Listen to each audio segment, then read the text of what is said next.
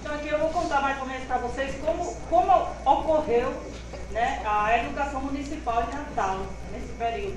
Em 1957, Djalma Maranhão era prefeito de Natal e a primeira preocupação dele foi regulamentar o ensino municipal.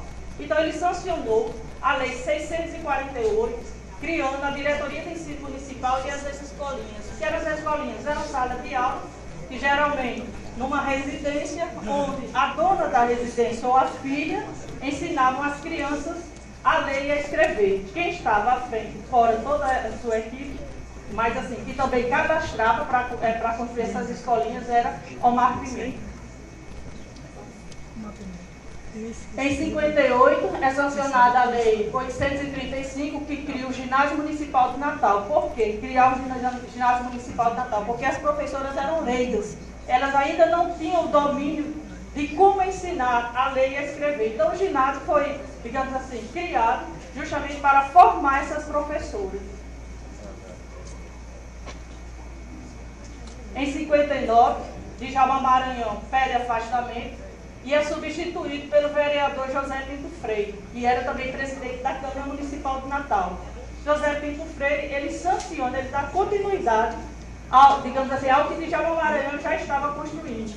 E sanciona a Lei 988, criando a Secretaria Municipal de Educação. Aí é, digamos assim, o primeiro prédio onde funcionou a Secretaria Municipal de Educação, que foi na Avenida Duque de Caxias, na Ribeira, onde o primeiro secretário da Educação foi Ascendido de Almeida. Esse prédio aí era a antiga casa de Januário Cid. Em 1960, com a ajuda e o apoio dos comitês nacionalistas, que eram os comitês nacionalistas, eram núcleos definidos por Moacir de Góes, eram núcleos primários de organização popular em torno de algumas bandeiras políticas, inclusive ensinar até votar, porque naquela época tinha muita gente que não sabia nem como votar. Então aí temos o acampamento nacionalista e a primeira eleição para prefeito de Natal por voto direto, onde Djalma Maranhão sai candidato justamente com Luiz Gonzaga.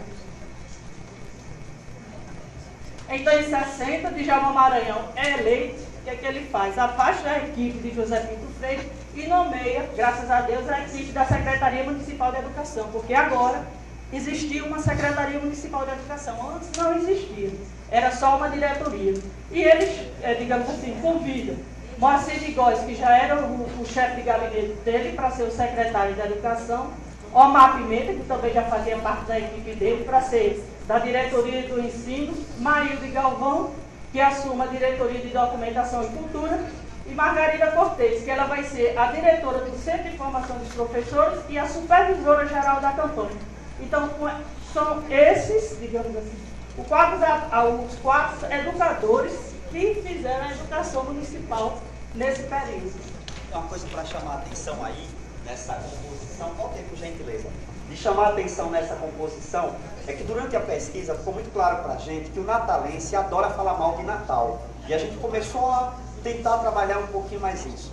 E que sempre que eu escuto muitos educadores se referir à campanha de Pé no Chão como sendo de Paulo Freire, tudo que tem aqui que foi de inovação foi Paulo Freire. E não foi Paulo Freire, não foi. Nós temos um conjunto de intelectuais em Natal, são pessoas, inclusive nessas imagens, falta o povo. Porque a campanha mesmo foi originada dentro de um diálogo direto com o povo, todo mundo aqui sabe disso, né? A gente está em Natal. E não foi Paulo Freire. O Moacir de Góes, ele teve uma importância como problematizador, como articulador, como organizador, e gente que estava pensando, criando, como por exemplo a Maílde Galvão também, né? A Margarida Cortez. Então a gente começou a perceber e a descobrir, durante a pesquisa, que nós temos muito nossos intelectuais e que eles ainda não ocupam o devido lugar, nem são tratados como tal. A gente sempre busca alguém de fora para poder dizer que foi essa pessoa aqui que fez por nós, e não foi, né? A pesquisa mostrou que todo o processo foi gestado e foi criado por natalenses aqui que estavam se organizando e trabalhando. Então, em 61, é lançada a campanha de Pé no Chão também, que aprende a ler, à frente do secretário de Educação, Moacir de Góes, que eram os acampamentos escolares, ou seja, eram as escolas municipais. Ela tinha uma estrutura de 30 por 8, tá certo? Era retangular.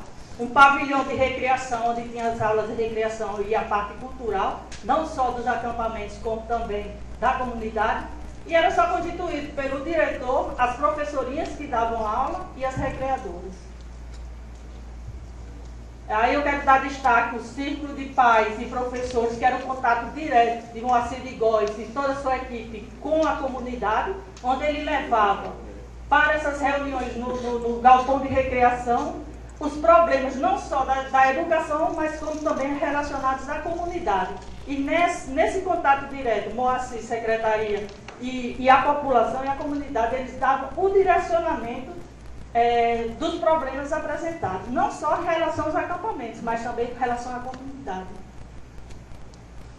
Em 1962, a pedido da professora Margarida Cortez, a pedido mesmo, ela pede a Djalma Maranhão, segundo os registros, para construir o Centro de Formação de Professores. Por quê? Porque as professoras que estavam lecionando na campanha, da mesma forma, elas não eram, digamos assim, muito bem preparadas ou capacitadas para ensinar as crianças. Então, Djalma Maranhão, como vocês estão vendo aí na folha da tarde, Maranhão vai construir o Centro de Formação de Professores. Ele constrói o Centro de Formação de Professores para formar as professoras que estavam trabalhando na campanha.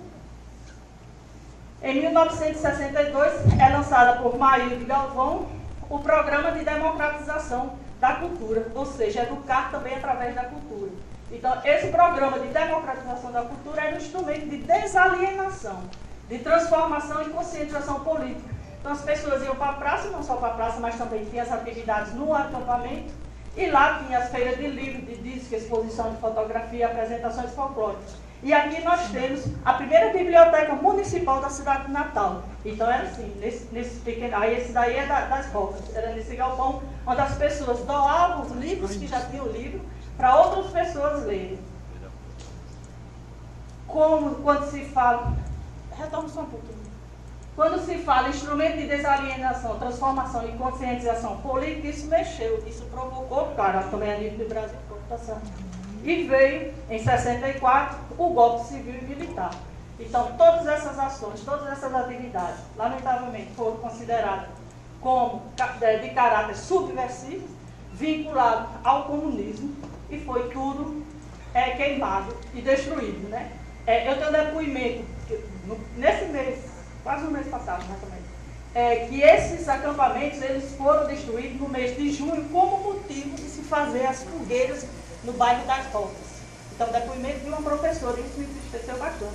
E aí, os livros que foram confiscados, inclusive livros doados pelo próprio Exército, eles dizendo que eram livros subversivos. Eu agradeço as fotos todas de Roberto Monte, no Facebook de Roberto Monte e do DH Neto. E a equipe da secretaria foram presos, tá certo? Todos eles respondendo a inquéritos policiais, Djalma Maranhão, Moacir, Maílde, Margarida Cortez e Omar Pimenta. Hoje todos eles já falecidos, lamentavelmente, mas existe a professora Margarida Cortez, que ainda está viva e que eu estou pretendendo dar continuidade a esse trabalho para colocar a voz dela para Natal, nesse caso, para o Brasil. E aí, a nomeação, tá certo? Em 64, já que Djalma Maranhão foi afastado, Tércio César Pires de Lima Rebelo foi nomeado prefeito de Natal. Aqui nós temos o capitão de corvete Tomás Edson Goulart do Amarante, nomeado, aí a nomeação dele que eu consegui no arquivo, nomeado secretário de Educação. Como resultado da pesquisa do mestrado, né, do trabalho. Só volta aí, Motriz, lá tem uma coisa muito importante. Vocês vejam que a gente sai de Moacir de Góes, que discutia com o povo, conversava sobre as políticas da secretaria, que estava se organizando, etc. e tal, se instaura um capitão de corveta. E eu já pude discutir com a Secretaria Municipal de Educação, que até hoje a secretaria não conseguiu sair da lógica da ditadura. Porque a secretaria era uma organizadora do processo e não uma ordenadora técnica do processo.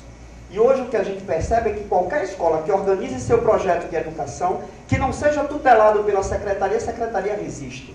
Então isso, em certa medida, é uma herança de um movimento histórico-cultural que foi posto para a gente, que ressoa e que a gente não conseguiu ainda nem compreender e nem superar esse tipo de entendimento, né?